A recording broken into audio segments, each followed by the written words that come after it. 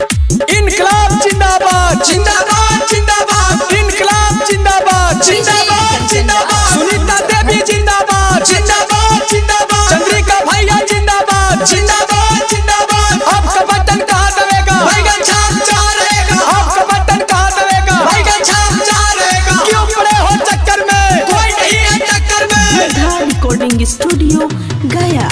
किया के माई कौनी भैया के बोलोरो गाड़िया उड़त आ बैना, किया के माई कौनी भैया के बोलोरो गाड़िया उड़त आ बैना, किया के माई कौनी छपनी सनवा झंडवा भारत आ बैना, किया के माई कौनी छपनी सनवा झंडवा भारत आ बैना, किया के माई सुनीता दीदी के बोलोरो गाड़िया उड़ी तया बैना, किया के माई चंद्रिका भैया के बोलोरो गाड़िया उड़ी तया बैना, किया के माई बैगन छपनी सनवा झंडवा फहरी तया बैना, किया के माई बैगन छपनी सनवा झंडवा फहरी तया बैना। नोट पर ना वोट बर्बाद करिए चाची, अगे नोट पर ना वोट बर्बाद करिए चाची, से अब की हमार भैया के जिंदाबाद करिए चाची, से अब की हमार दीदी के जिंदाबाद करिए चाची, किया के माई कौनी भैया घुमा दिन गलिए गलिए ना, किया के माई कौनी दीदी घुमा दिन गलिए गलिए ना, किया के माई की नाका से हथवा जोड़ी वोट मांगा हाथिन ना,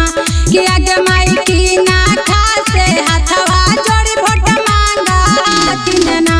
किया के माई सुनीता दीदी गलिए गलिए घुमा हाथिन ना, किया के माई चंद्रिका भैया गलिए गलिए घुमा हाथिन ना, किया के माई जानाता से हथवा जोड़ी वोट मांगा हाथिन ना, किया के माई जानाता से जोड़ी हाथ वोट मांगा हाथिन ना। करमन संख्या छाओ हाई बैगन निशानवा से ओही जे दबाई हवा तनवा गे बाई से ओही जे दबाई हवा तनवा गे बाई से पिछला बर के गलती ना दोहारई हाँ गे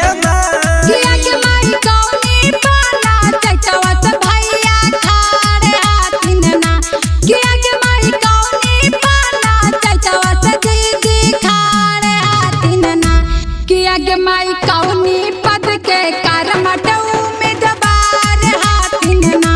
किया के माई कौनी पद के करमट उम्मीदवार हाथिन ना, किया के माई लोधी पूरा पना चचवा से भैया खाड़ हाथिन ना,